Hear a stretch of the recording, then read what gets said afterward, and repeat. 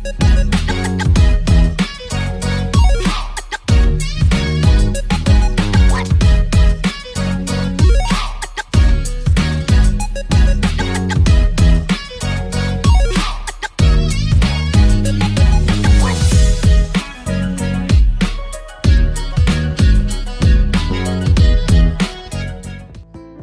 आज की वीडियो में हम पिक्सेल लैब का step by step tutorial start करने जा रहे हैं।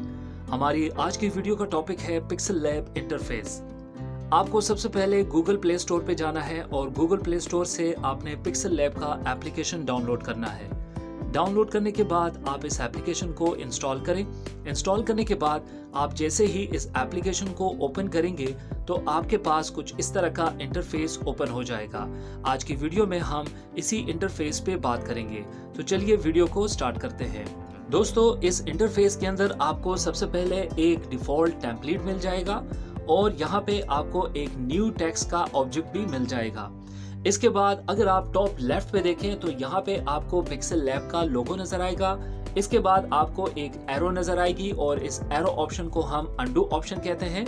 हर एप्लीकेशन के अंदर अंडू का काम आपके काम को स्टेप बाय स्टेप रिवर्स ले जाने के लिए यूज होता है। इसके बाद हमारे पास अगला कमांड है जूम का ऑप्शन, और जूम का ऑप्शन आपके वर्किंग एरिया के अंदर आपने जितना भी आर्ट वर्क किया होता है उसको जूम इन जूम आउट के लिए आप इसको यूज कर सकते हैं। इसको यूज करने के लिए सबसे पहले आपने इसको एक्टिव करना है। एक्टिव करने के लिए आपने इस मैग्नीफायर सिंबल के ऊपर क्लिक करना है। क्लिक करने के बाद आप फिंगर की मदद से अपने इस वर्किंग एरिया को जहाँ पे आपका आर्ट वर्क पड़ा हुआ है उसको आप जूम इन जूम आउट कर सकते हैं। नेक्स्ट ऑप्शन हमारे पास है ग्रिड का ऑप्शन। इस ग्रिड ऑप्शन को वर्किंग एरिया के ऊपर इनेबल करने के लिए आपने इस सिंबल के ऊपर क्लिक करना है।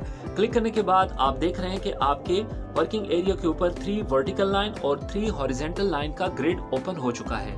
इसके बाद नीचे अगर आप देखें तो यहाँ पे आपको एक मैग्नेट और यहाँ पे एक बॉक्सेस का जो सिंबल आपको मिल रहा है, ठीक है। मैग्नेट जो है वो स्नैप ऑप्शन है और ये ऑप्शन हमारे पास ग्रिड का ऑप्शन है। सबसे पहले हम ग्रिड ऑप्शन को देखेंगे कि इसका यूज हम कैसे कर सकते हैं। तो जैसे ही मैंने ग्रिड ऑप्शन पे क्लिक किया, यहाँ पे राइट साइड पे आपके पास 5 मोर ऑप्शंस ओपन हो चुके हैं।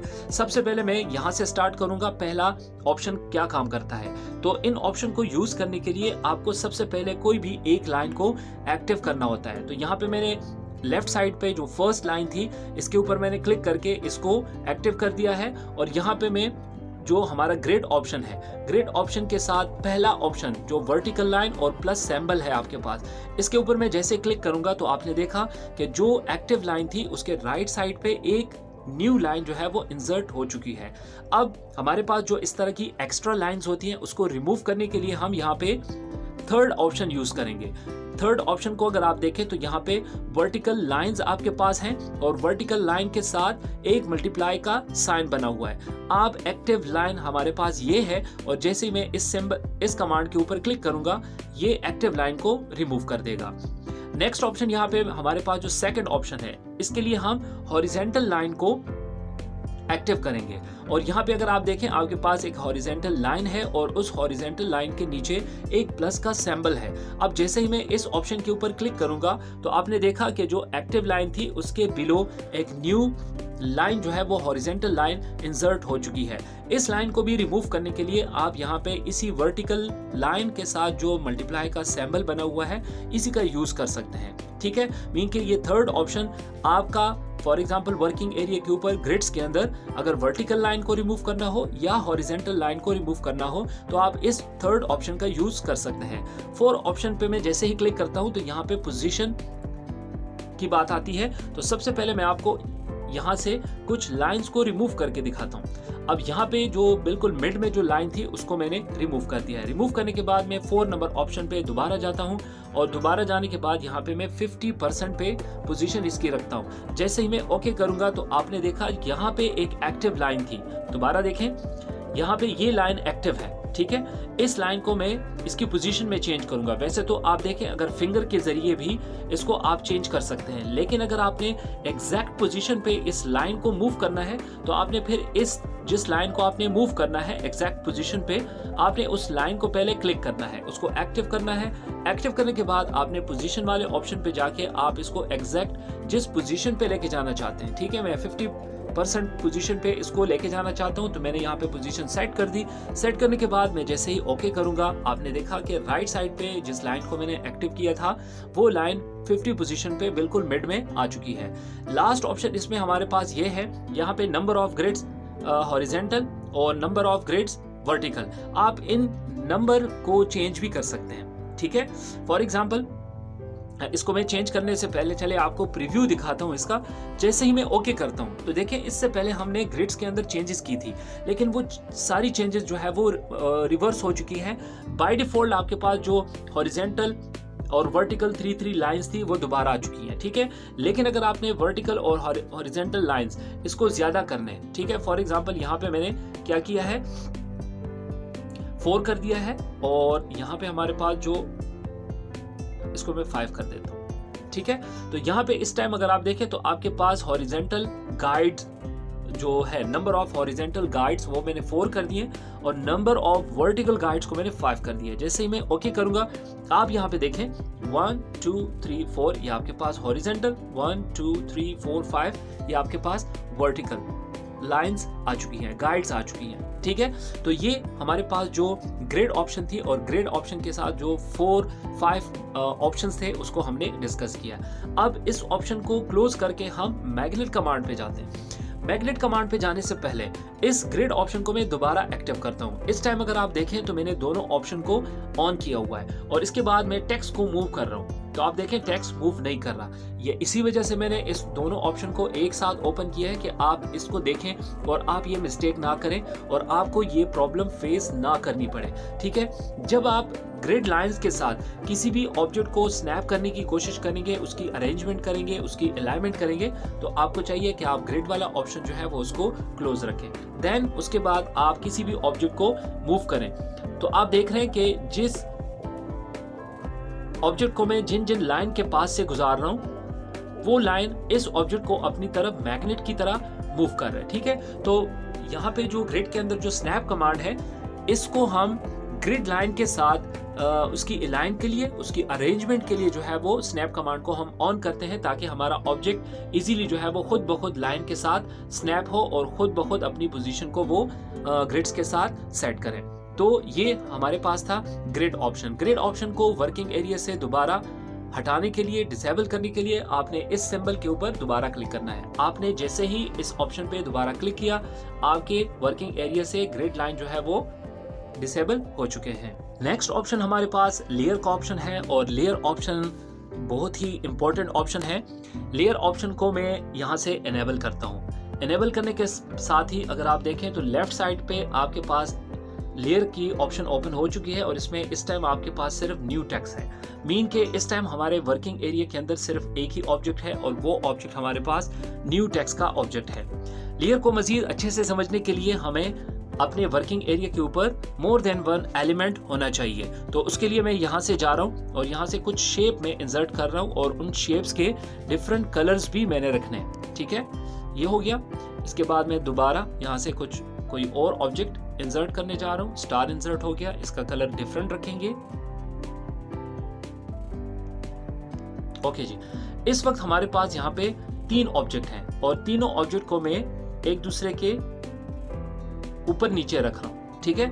अभी अगर आप इन तीनों ऑब्जेक्ट की पोजीशन देखें तो सबसे बैक पे आपको टेक्स्ट मिलेगा, सेकंड पे आपको रेड स्क्वायर ऑब्जेक्ट मिलेगा और सबसे टॉप पे आपको स्टार ऑब्जेक्ट मिलेगा।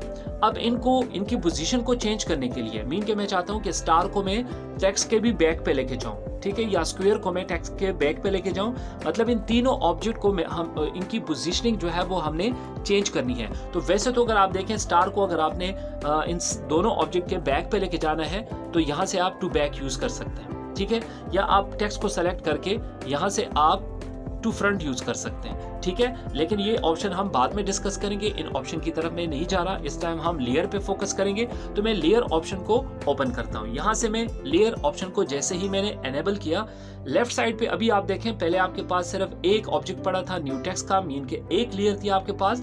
अब यहाँ पे 2 ऑब्जेक्ट मोर मैंने इंसर्ट कर दिए और आपने देखा कि वर्किंग एरिया के अंदर आप जितने भी आर्ट वर्क के लिए जितने भी ऑब्जेक्ट का यूज करते हैं, तो लेयर उसके लिए एक अलग सी लेयर जो है वो बना देता है। अब इसका फायदा हमारे पास क्या है? फायदा हमारे पास यह है कि फॉर एग्जांपल अगर मैं स्टार के ऊपर काम करूं, इसके कलर के ऊपर, और इसमें और इसको मॉडिफाई करने की कोशिश करूं, तो इसके ऊपर मैं जितने ऑप्शन यूज करूंगा वो ऑप्शन मेरे दूसरे लेयर के अंदर जो ऑब्जेक्ट पड़ा है उसके ऊपर इफेक्ट नहीं होंगे।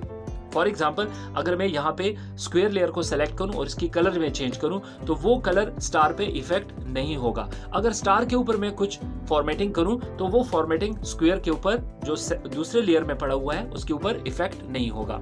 एक तो यूज इसका ये है। दूसरा यूज इसका क्या है?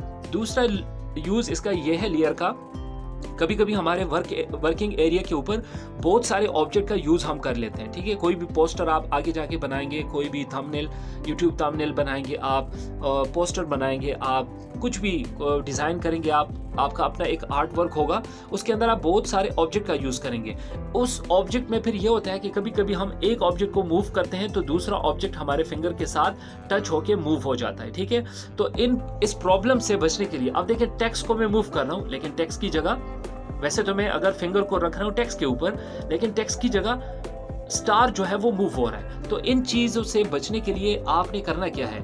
अगर आप चाहते हैं कि मैं टेक्स्ट के ऊपर काम करूं, तो टेक्स्ट के अलावा अगर आपको यहाँ पे स्टार या ये स्क्वायर ऑब्जेक्ट आपको आपके लिए प्रॉब्लम बना रहे हैं, तो आपको चाहिए कि यहाँ पे इनको लॉक कर दें। लॉक करने के बाद अभी आप देखें मैं दोबारा उसी तरह मैंने टेक्स्ट के ऊपर क्लिक करने की कोशिश की, तो इस मरतबा वो क्लिक भी हुआ और मूव भी हुआ, क्योंकि यहाँ पे स्टार अभी मूव नहीं हो रहा और ना ही स्क्वायर मेरा मूव हो रहा है। उसकी वजह क्या है कि मैंने इन दोनों लेयर्स को लॉक कर दिया है। लॉक करने के अलावा भी अगर आप समझ रहे हैं कि ये अभी भी प्रॉब्लम बना रहे हैं मेरे लिए, तो आप इसको टेम्पररी हाइड भी कर सकते हैं। अभी ये दो लेयर और इन दो लेयर के अंदर जो ऑब्जेक्ट्स हैं वो आपके वर्किंग एरिया के अंदर हैं, लेकिन आपने उनको टेम्पररी लॉक भी किया है और लॉक करने के साथ आपने उसको हाइड भी किया है। जैसे ही आपके टेक्स्ट के ऊपर सारा काम कंप्लीट हो जाए तो आप इन लेयर्स को दोबारा जो आपने हाइड किए थे उसको शो कर सकते हैं, जो ऑब्जेक्ट आपने वर्किंग एरिया से हाइड किए थे। इसके अलावा एक थर्ड यूज भी लेयर का है, और वो लेयर है इसकी ऑब्जेक्ट की पोजीशंस को सेट करना। फॉर एग्जांपल इस टाइम अगर आप टेक्स्ट देखें तो टेक्स्ट जो है वो आपके दोनों ऑब्जेक्ट पे बैक पे पड़ा है। यहाँ पे भी अगर आप देखें तो आपके पास टेक्स्ट ऑब्जेक्ट बिल्कुल बॉटम पे पड़ा हुआ है। अब मैंने यहाँ पे जो डॉट बने हुए हैं, इस डॉट से मैंने इस लेयर को पकड़ के ऊपर वहां पे मैं ड्रॉप करता हूं, तो आपने देखा कि अभी यहाँ पे लेयर जो है वो टॉप पे आ चुकी है और यहाँ पे हमारे टेक्स्ट ऑब्जेक्ट की पोजीशन जो है वो भी टॉप पे आ चुकी है। इसी तरह अगर मैं लेयर को स्क्वायर के पीछे लेके जाना चाहता हूँ तो मैं स्टार जो है उसको अगर मैंने स्क्वायर के बैक पे लेके जाना है तो मैं स्टार को पकड़ के स्क्वायर के बॉटम पे रख दूंगा, ड्रॉप कर दूंगा। तो यहाँ पे आप देखें, इसको ऑन करें, देखें तो स्टार जो है वो स्क्वायर के बैक पे चला गया। ठीक है, टेक्स्ट को हमने ड्रॉप किया था बिल्कुल टॉप पे, तो हमारे पास ये बिल्कुल टॉप पे आ चुका है। ठीक है, तो लेयर का यूज आपने देखा, बहुत ही इंटरेस्टिंग कमांड है। और आगे जाके आप जितना भी आर्ट वर्क करेंगे तो यहाँ पे आपके पास जितने ऑब्जेक्ट्स का, जितने एलिमेंट्स का आप यूज करेंगे तो आपके पास उतने ही लेयर्स बनेंगे, और आप उन लेयर की मदद से तमाम आर्ट वर्क के अंदर जो ऑब्जेक्ट्स होंगे, जो एलिमेंट्स होंगे, उनकी अरेंजमेंट और उनकी पोजिशनिंग आसानी से आप कर पाएंगे। ठीक है, एक और लास्ट चीज जो मुझे याद आ गई है, लेयर के अंदर आपको पता है एक और चीज आप कर सकते हैं। मैं थोड़ा सा इसको एक डिजाइन दे दूं, डिजाइन करने के बाद मैं आपको बताऊंगा कि वो क्या चीज है जो मैं अभी आपको समझाने जा रहा हूं। फॉर एग्जांपल हमने यहाँ पे अगर आप देखें बहुत ही अच्छी लुक बन चुकी है। हमने स्टार को बैक पे रखा, फिर उसके ऊपर हमने स्क्वायर को रखा और स्क्वायर के ऊपर हमने टेक्स्ट को रखा। ठीक है, अब ये एक ऑब्जेक्ट, 3 ऑब्जेक्ट्स हैं। मैं चाहता हूं कि ये 3 ऑब्जेक्ट से मैंने एक ऑब्जेक्ट बनाना है, मतलब कि तीनों को मैंने ग्रुप करना है। तो लेयर के अंदर आप डिफरेंट ऑब्जेक्ट को कंबाइन भी कर सकते हैं, ग्रुप भी कर सकते हैं। इसके लिए आपने इस सर्कल के ऊपर क्लिक करना है। जैसे ही आप क्लिक करेंगे, क्लिक करने के बाद आप देखें तो हर लेयर के सामने एक बॉक्स आपको नजर आ रहा होगा। आपने उन बॉक्स के ऊपर क्लिक करना है, टिक करना है जो आप समझते हैं कि इस लेयर के अंदर जो ऑब्जेक्ट्स पड़े हैं उनको मैंने कंबाइन करना है। ठीक है, अब मैंने तीनों को कंबाइन करना है। हमारे पास इस टाइम 3 लेयर्स हैं, 3 ऑब्जेक्ट हैं, तीनों को मैंने कंबाइन करना है। तो मैंने तीनों के ऊपर जो है वो क्लिक कर दिया, मतलब टिक कर दिया। और जैसे यहाँ पे ये अगर आपको देखें, ये टिक का निशान जो आपको नजर आ रहा है, इसके लेफ्ट साइड पे जो बटन है, इसके ऊपर मैं जैसे ही क्लिक करूंगा, यहाँ पे देखिए are you sure you want to merge the selected object, mean कि आप चाहते हैं कि ये सारे ऑब्जेक्ट जो है वो कंबाइन हो जाए। यस मैं चाहता हूं, तो मैं ओके बटन पे क्लिक करूंगा। ओके पे क्लिक करने के बाद यहाँ पे आप देखें लेफ्ट साइड पे आपके पास रिजल्ट क्या है, 3 ऑब्जेक्ट से आपके पास एक लेयर बन चुकी है। लेयर का जो ऑप्शन है उसको बंद कर दें, ऑफ करने के बाद यहाँ पे आप आ जाएं तो वो 3 ऑब्जेक्ट आपके पास अभी कितने ऑब्जेक्ट बन चुके हैं, एक ऑब्जेक्ट बन चुका है। तो आप देखें लेयर ऑप्शन जो है वो कितना इंपॉर्टेंट ऑप्शन है, और इंशाल्लाह आगे जाके जब हम प्रोजेक्ट्स पे काम करेंगे तो आप देखेंगे कि इस लेयर से हम कितना काम लेते हैं और ये हमारे लिए किसी भी आर्ट वर्क को बनाने के लिए कितना यूजफुल है। नेक्स्ट ऑप्शन हमारे पास यहाँ पे अगर आप देखें तो आपको एक प्लस सिंबल मिलेगा। आप इस प्लस सिंबल पे आप जैसे ही क्लिक करेंगे तो आपके पास एक शॉर्ट मेन्यू ओपन हो जाएगी और इसमें सबसे पहला कमांड आपको टेक्स्ट का मिल जाएगा।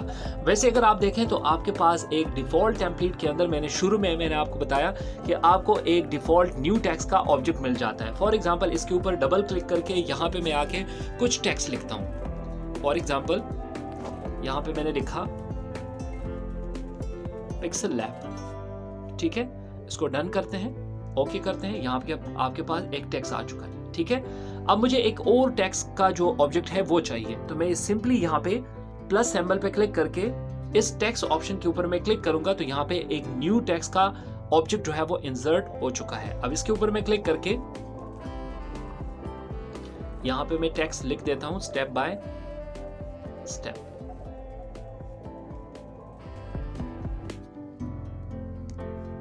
ठीक है, अगर आपको थर्ड भी चाहिए तो आप दोबारा यहां से जाके टेक्स्ट ऑप्शन पे क्लिक करके अपने लिए थर्ड टेक्स्ट ऑब्जेक्ट भी क्रिएट कर सकते हैं।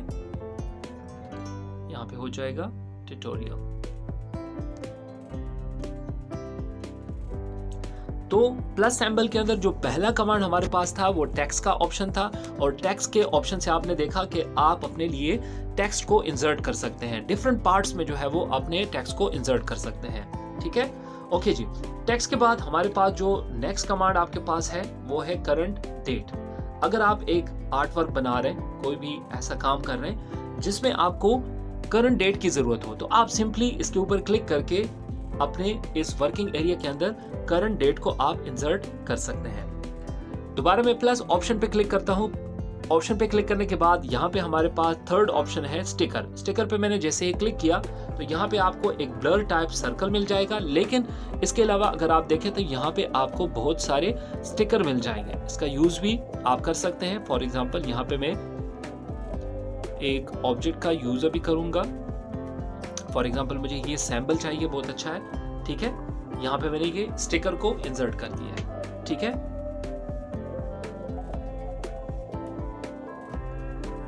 ओके जी। दोबारा प्लस सिंबल पे क्लिक करते हैं और यहाँ पे 4 ऑप्शन पे अगर आप देखें तो आपके पास शेप का कमांड है। शेप कमांड को मैं जैसे ही क्लिक करता हूं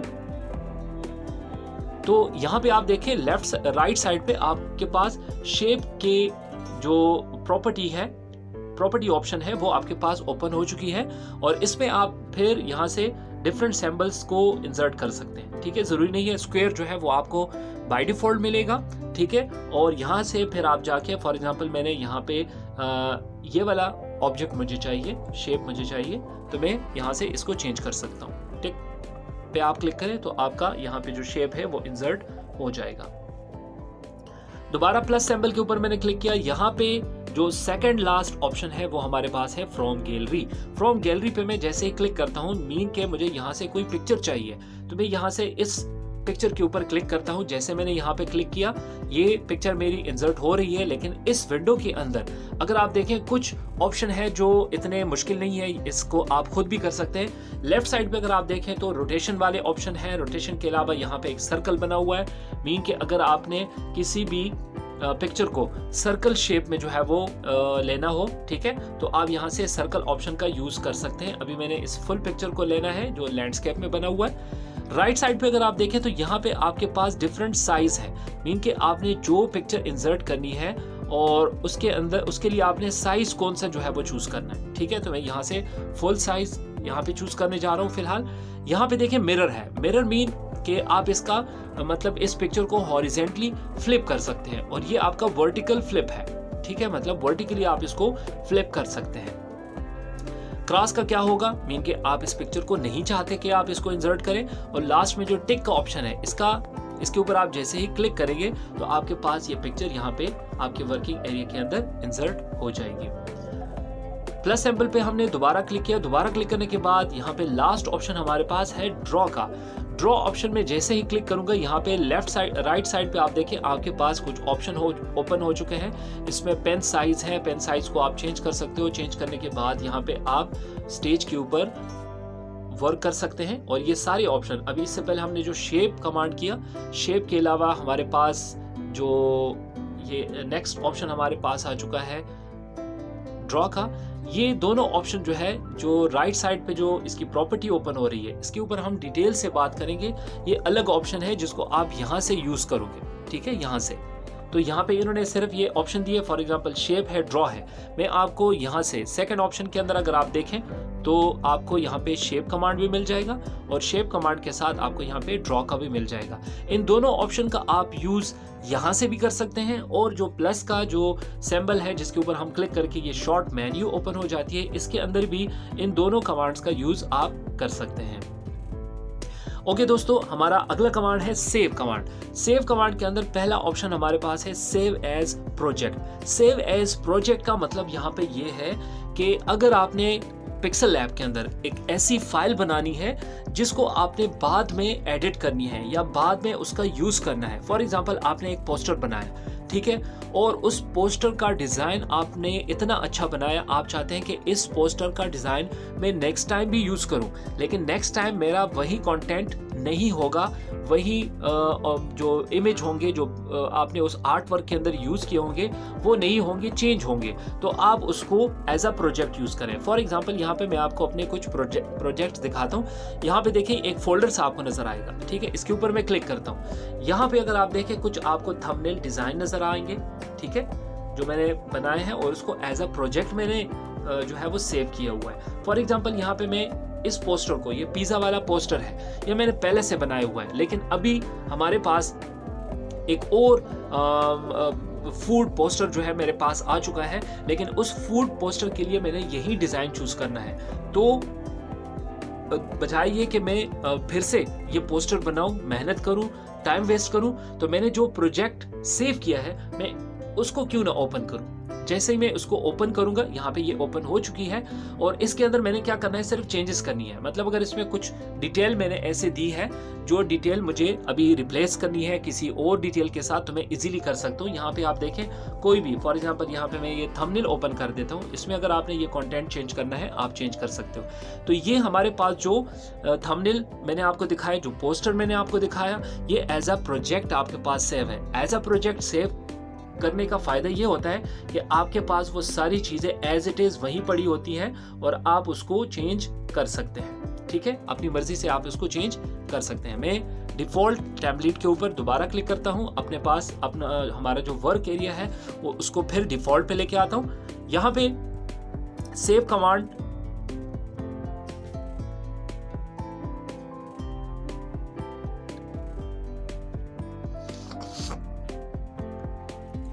तो दोस्तों यहाँ से अगर आपने पिक्सल लैब के अंदर एक आर्ट वर्क किया है और उसको आप फ्यूचर में दोबारा यूज करना चाहते हो उस फाइल को, ठीक है, जिसको हम PLP फाइल कहते हैं, ठीक है, तो उसको PLP file as a project file में सेव करने के लिए आप सेव एज अ प्रोजेक्ट का यूज कर सकते हैं। सिंपली आपने यहाँ पे क्लिक करना है, यहाँ पे आपने प्रोजेक्ट का नेम देना है, देन आपने ओके करना है।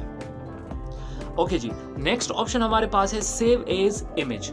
अब अगर आपने पिक्सल लैब के अंदर कोई आर्ट वर्क किया है और उसको आपने फाइनली मतलब कंप्लीट कर दिया है, फाइनल हो चुका है वो आपका आर्ट वर्क, उसको आपने इमेज फॉर्म में सेव करना है, तो आप सेव एज इमेज पे जाओगे। यहाँ पे आपने इसका फॉर्मेट चेंज करना है। अगर आपने उसको PNG में या JPG में आपने उसको स्टोर करना है, स्टोर करने के बाद यहाँ पे डायमेंशंस में डिफॉल्ट लिखा हुआ है, इस पे मैं क्लिक करता हूँ तो यहाँ पे आपके पास डिफरेंट क्वालिटी है, ultra, very high, high, medium, low. अभी आपने जिस क्वालिटी आपने यहाँ से चूज करनी है, ठीक है, आपको कितने हाई रेजोल्यूशन में और कितने अच्छे रिजल्ट वाले रेजोल्यूशन में आपको पिक्चर सेव करनी है। तो यहाँ से मैं अक्सर जो है वो अल्ट्रा जो मैं चूज़ करता हूँ। इसका साइज़ अगर आप चेक करें तो अल्ट्रा सेलेक्ट करने के बाद दोबारा आप कस्टम पे क्लिक करें तो आपको यहाँ पे देखें इसकी विड्थ आपको नज़र आ जाएगी 3264 इसकी विड्थ है और इसकी हाइट 3264 है। ये काफ़ी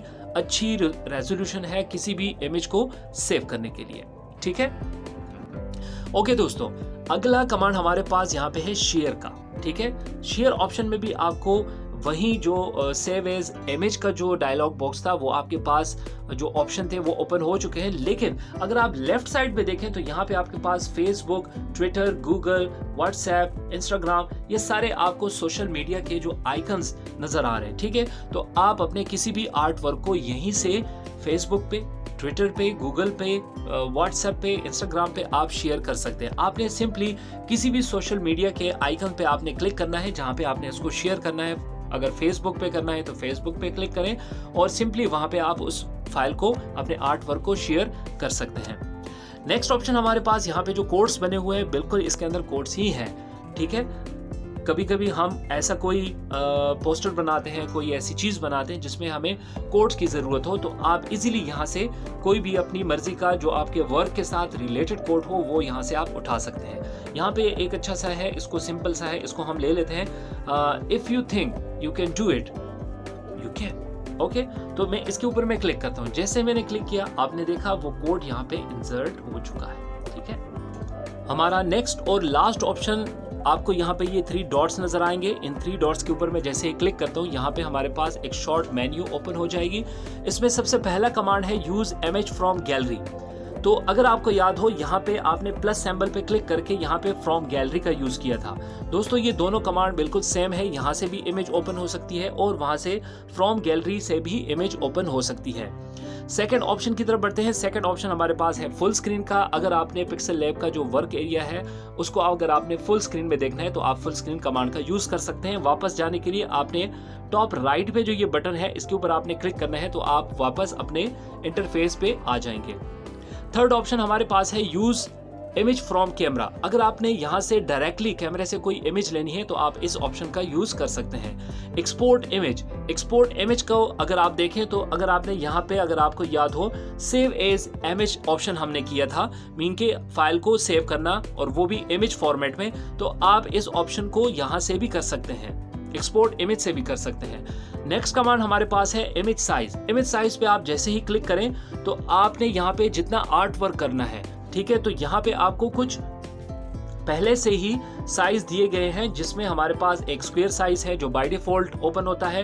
प्रोफाइल पिक्चर अगर आपने बनानी है किसी भी सोशल मीडिया प्लेटफॉर्म के लिए, इसके अलावा अगर आपने कोई यूट्यूब चैनल के लिए बैनर बनाना है तो आप सिंपली यहाँ से उसका साइज सेलेक्ट कर सकते हैं। यूट्यूब थंबनेल अगर आपने बनाना हो, फेसबुक कवर अगर आपने बनाना है, ठीक है, तो सिंपली आपने यहाँ से इसको साइज को सेलेक्ट करना है। इसके अलावा आप कस्टम साइज भी बना सकते हो। कस्टम साइज मीन कि अगर आपने खुद का कोई साइज रखना है किसी भी आर्ट वर्क के लिए तो आप यहाँ से कस्टम साइज, फॉर एग्जांपल मैंने यूट्यूब के लिए वीडियो के लिए थंबनेल बनाना है तो यहाँ से मैं यूट्यूब थंबनेल का ऑप्शन सेलेक्ट करके ओके कर लूंगा। मेरे पास अभी ये जो आपके पास साइज ओपन हो चुका है, जो वर्क एरिया आपका चेंज हो चुका है, ये अभी यूट्यूब जो वीडियो थंबनेल है उसका साइज है।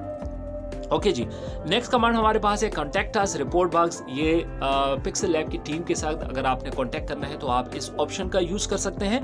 अगला कमांड हमारे पास है ट्यूटोरियल। ट्यूटोरियल को आप जैसे ही क्लिक करेंगे तो आपको ये यूट्यूब पे लेके चला जाएगा, वहां से आप पिक्सल लैब के डिफरेंट ट्यूटोरियल वॉच कर सकते हैं। रिमूव एड अगर आपके पास पिक्सल लैब का प्रीमियर वर्जन नहीं है तो जब आप अपने मोबाइल पे डेटा ऑन करेंगे और पिक्सल लैब एप्लीकेशन का यूज करेंगे तो वो उसके ऊपर बहुत सारे ऐड आएंगे। लेकिन अगर आपके पास प्रीमियर वर्जन है तो, और उसको आपने परचेज किया है, ठीक है, तो फिर आप जब पिक्सल लैब का यूज करेंगे और पिक्सल लैब को यूज करने के साथ साथ अगर आपके मोबाइल का डेटा ऑन होगा तो आपके मोबाइल पिक्सल लैब के ऊपर ऐड नहीं आएंगे। फिर रिकवर ऑटो सेव का क्या मतलब है, इसको मैं यूज करके दिखाता हूँ आपको।